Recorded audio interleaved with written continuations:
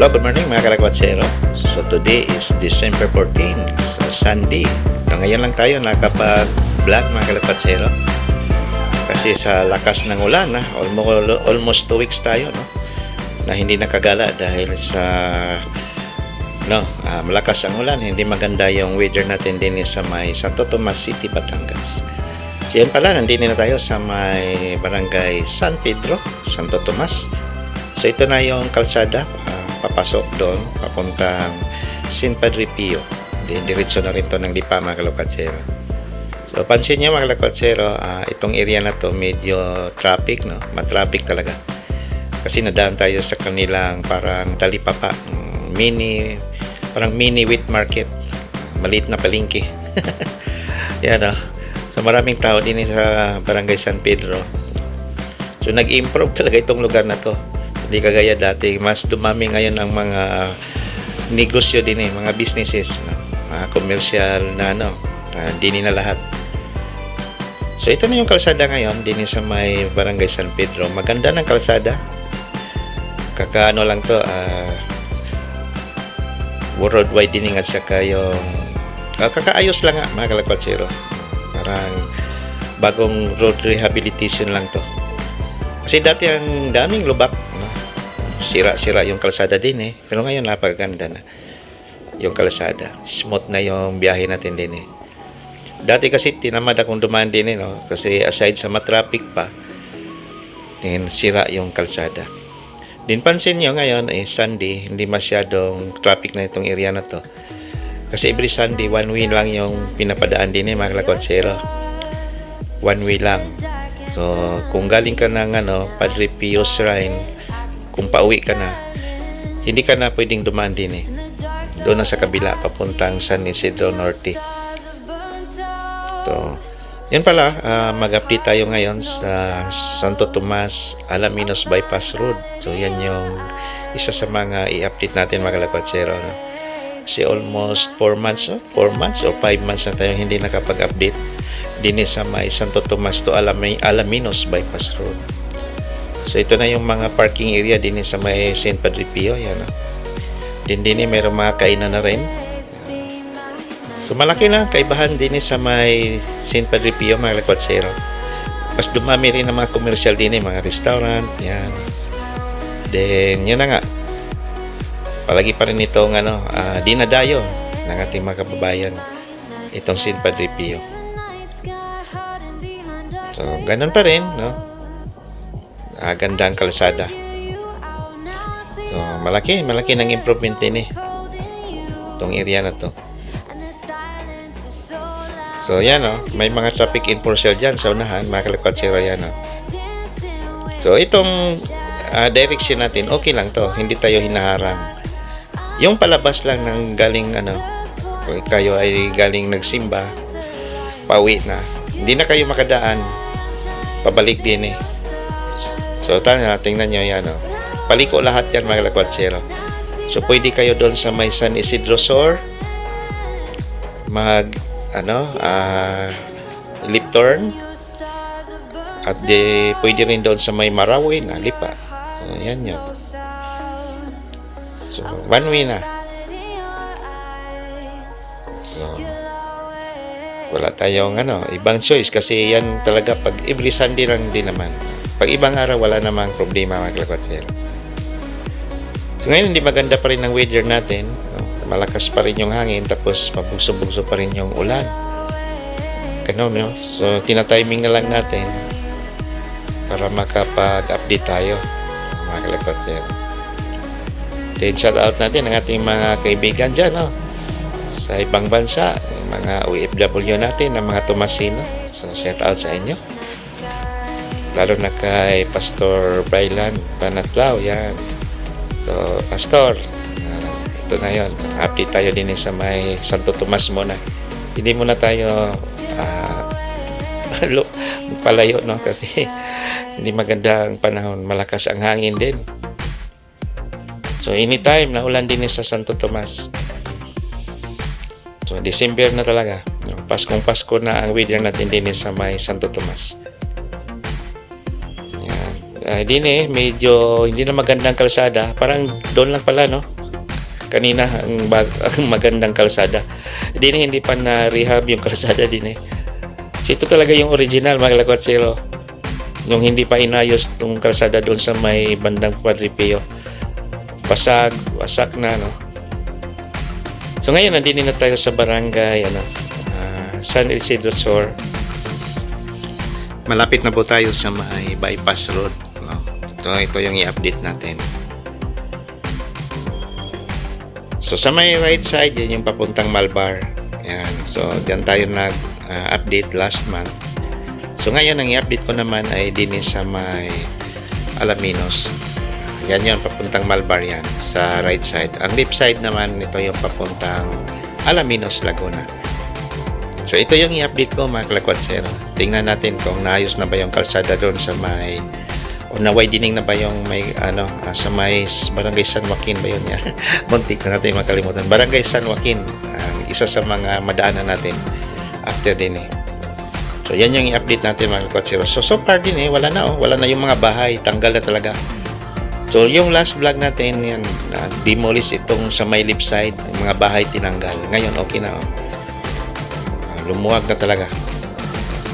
So isa din to sa mga project ng national government na mapaluwag yung traffic din sa may Santo Tomas going to Alaminos, Laguna, mga kalakwatsero.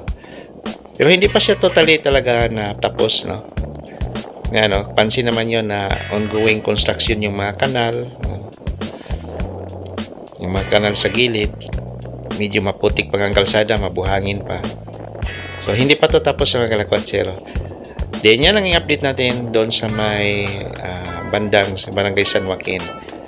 Kung na-demolish na ba yung mga bahay doon, no?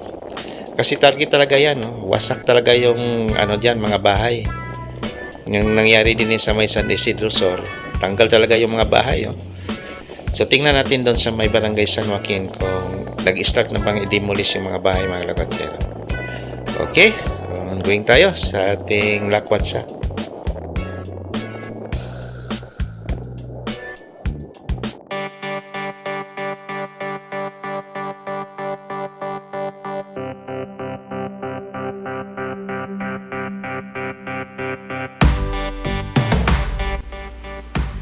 So ito na po ang Barangay San Joaquin, mga lakwatsero. So hindi pa rin, no?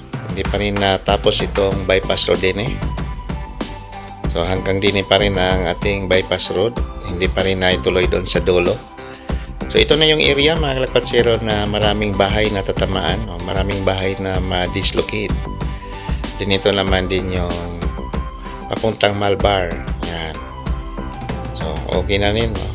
Okay na rin yung kalsada. So doon na lang talaga sa may Barangay San Joaquin ang problema. Hindi pa rin naalis yung mga bahay doon. So yan yung titingnan natin, mga kalakwatsero. So yan, putol. So putol na ang kalsada din. So sa ngayon, mga kalakwatsero, hindi tayo makapag-drone ng maayos kasi sa lakas ng hangin hindi kaya, no? Napakalakas talaga. So balik na lang tayo at doon na lang tayo sa baba para ma-update natin, mga kalakwatsero. Papasok tayo dyan sa area na yan kung ano na yung nangyari dyan, no? Ma-update natin kasi wala pa rin, no? Baka umapila pa yung mga residente dyan sa may Barangay San Joaquin kasi tatamaan talaga sila. So tara na, continue tayo sa ating update. So ito na yon ang dulo, mga kalakwatsero. So pansin nyo, so nandyan pa rin yung mga bahay. Yan. So medyo maputik ang lugar din, siguro maputik ang kalsada din. Yan, ito, mga kalakwatsero. Tingnan nyo, left and right, maraming mga bahay. Pag ituloy itong widening na to, ang dami talagang ma-dislocate o matamaan, mawasak na mga bahay. Yan, ma-demolish pala. Yan. So yung dinaanan natin ngayon, maputik talaga. Hindi na to simento. Putik na. Yan, So dito pahirapan, pag kayo ay dumaan, Kung galing kayo ng Padre Pio, kasi dito tayo liliko palabas, papuntang Maharlika Highway, para makabalik kayo ng Santo Tomas City proper. Isa din to sa mga options. Kaso lang, pangit ang kalsada. Maputik. Sobrang putik talaga mga kalakwatsero ang kalsada din. Yan o. Nako. Pag 4 wheels ang dalhin ninyo, pag 4 wheels ang dala ninyo mga kalakwatsero, lalo na pag mga luward, nako, maputikan talaga. Kasi malalim yung tubig. So hindi maganda ang kalsada din kung kayo ay iwasan na lang ninyo mga kalakwatsero. Kung kayo ay may plan na dumaan din huwag na lang kayong dumaan, doon na lang kayo sa kabila. Pamalbar na lang kayo, exit. Diretsong Santo Tomas. Kasi pag di kayo dumaan, ako, mali ang nyo. Tapos, tingnan natin sa unahan kung hindi ba tayo maipit sa traffic, no? Pahirapan din pag mayroon kayong kasalubong. Example, 4 wheels ang dala ninyo, tapos mayroong kasalubong na another 4 wheels. Ayan, ito na nga, Yan, ito na yon. Ito na. Maipit ka talaga, sa traffic. Yan. So, itong mga sinundan nating sasakyan, galing to ng Padre Pio, nagsisimba. Parang mali ang turn nila, no? Dapat nag-right turn sila papuntang Malbar. Kung ikaw naman ay ibabalik doon sa Santo Tomas. Kung mag-left turn tayo, yan, ito ang mangyari sa atin, no? Naipit tayo sa traffic. So, fast forward na lang natin yung video kasi naipit talaga tayo, mga kalakwatsero. Siguro mga nasa 10 minutes na tayo din So, fast forward na lang yung video natin, no? Wala. Yan, no? Ewan ko lang kung paano tayo din makalabas ngayon. Naipit na talaga tayo. So at least makita ninyo na hindi maganda dumaan din sa may Barangay San Joaquin. So maghanap na lang tayo ng paraan na makalabas tayo din Yan o. Ito mga kalakwatsero. Napasubo tuloy tayo sa traffic. Nako po. Pag hindi ito magbigayan, walang makakalabas. So, buti na lang itong itong sa kabilang side, medyo naghanap din siya ng paraan na makaluwag, makalabas itong Isuzu na itim. Kaso lang, may sumingit na naman.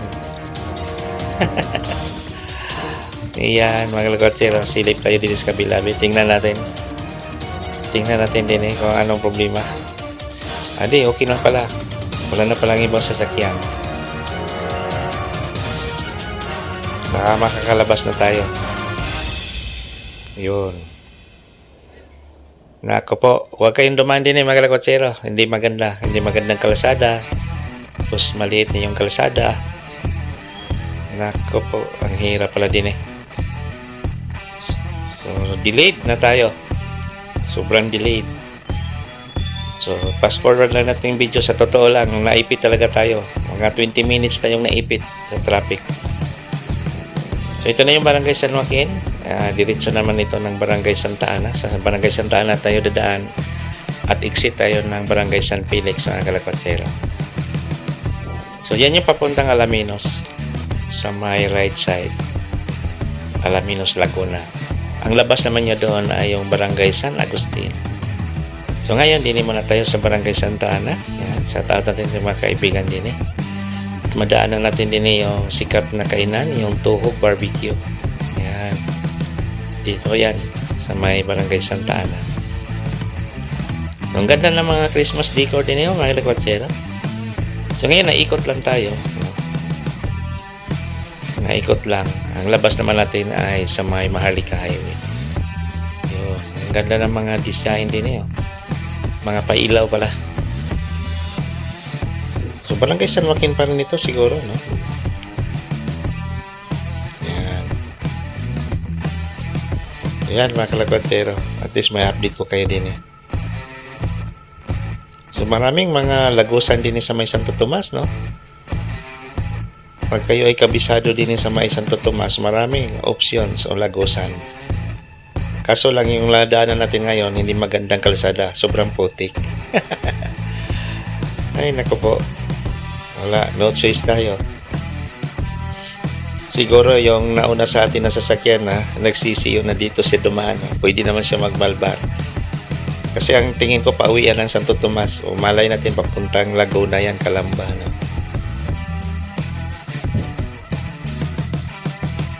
Ayan. Ito na ba yung Barangay Santa Ana? Pati tayo na ano na rin. No? Matagal na kasi tayong hindi nakadaan din eh. O nga, ito na yun. Barangay Santa Ana na to mga kakotsero. Then yan, tanam natin yung Tuhog Barbecue sa may right side yan. Ha? Yan, yung Tuhog Barbecue dyan. Maraming tao dyan paggabi mga kakotsero. Dinadayo yung kainan na yan. Masarap ang barbecue nila. Yan, shout out natin pala si Sir Philip Malihan. Siya yung may-ari ng Tuhog Barbecue. Okay, so maraming salamat po sa inyo mga kalakwatsero, lalo na mga taga Santo Tomas. So yan, ikot-ikot lang tayo din eh. At least ma-update ko kayo na ito na yun. No? Ito na yung Barangay Santa Ana. Malaking barangay din to mga kalakwatsero. Yan. So shout out natin ng mga Reyes family din eh. Yan, mga kaibigan nating mga Reyes, mga galing sa basketball. So nadayo pa tayo din eh. No? Manood lang ng basketball. So ito na rin yung kalsada papunta rin ng Lipa. Dami talagang options din eh. Kasi ito yung mga lumang kalsada. Ito yung tinatawag na Farm Road Market. Kasi mga farm kasi itong area na to. So karamihan din eh dati mga farm talaga. Dito ang anuhan, taniman ng mga kulay. Deliver ng Tanawan at saka Santo Tomas. Yan, nadaanan natin ang basketball court ng Santa Ana.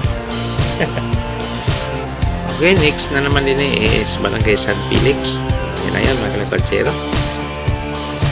Then, ang labas natin is Maharlika Highway. Okay, continue tayo sa ating kalat.